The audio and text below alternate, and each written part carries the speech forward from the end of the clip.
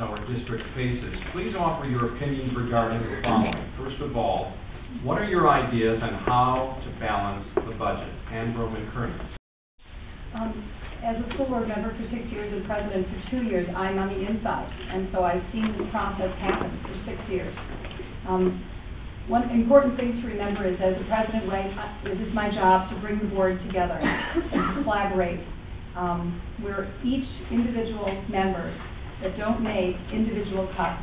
We come together as a board to decide what we value and what we prioritize.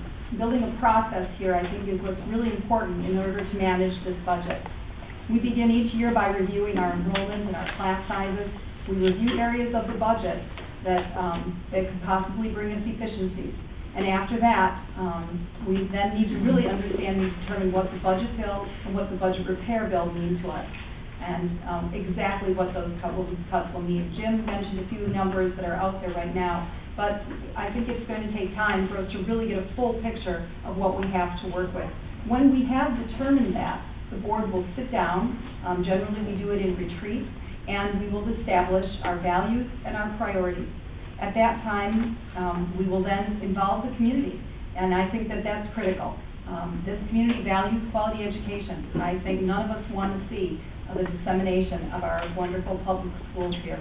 So at that point, we would ask for input in the form of public hearings or in the form of listening sessions, and invite people to come to our school board meetings. It's so important that you come and let us know. And if you can't come, I would really recommend you pick up the phone, write us a letter, write the administrators, or call me. I'm very available. My phone number is in the calendar or the buzz book, and so please be part of that process, because it's a process that we will work on together.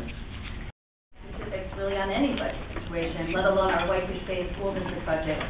And what's more, on this particular question, I really am on the outside looking in. I've seen a general budget. I pretty much know what everyone here knows, but I haven't seen detailed numbers. But I can tell you this. As a guiding principle, I think that we should not be balancing the budget by making cuts that would diminish the delivery of teaching. We should not be looking to cut teachers or programs. Rather, I think the first place to look would be at the administrative realm, to see whether there are cuts and efficiencies that can be made in that area. The fact that the budget really is on our collective mind, I think, is a golden opportunity for us to be able to ensure that we are fiscally responsible. We need to balance this year's budget, and we need to do so in a thoughtful and considered way. But we also need to be forward-looking in our budget thinking. We need to look to see whether or not we have budgeted sufficient funds for the future to invest in the technology that is outlined in our district technology report.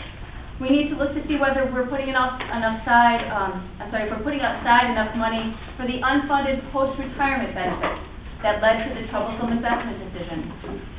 We need to make sure that we budget sufficient funds every year to pay for building maintenance, so we don't need to pass another referendum to take care of building maintenance.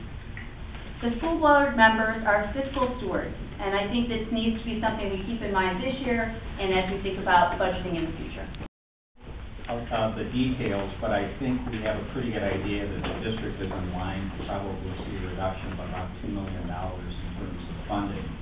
And this is not a reduction that's going to be passed on to taxpayers and property owners. It's going to be borne by the district.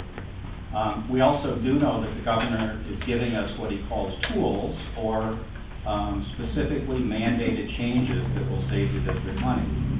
And specifically, there are two cost reductions mandated by state law, one of which is the employees, educators, administrators are going to be required to contribute toward their pensions, and specifically they're also going to be required to contribute more toward their health care.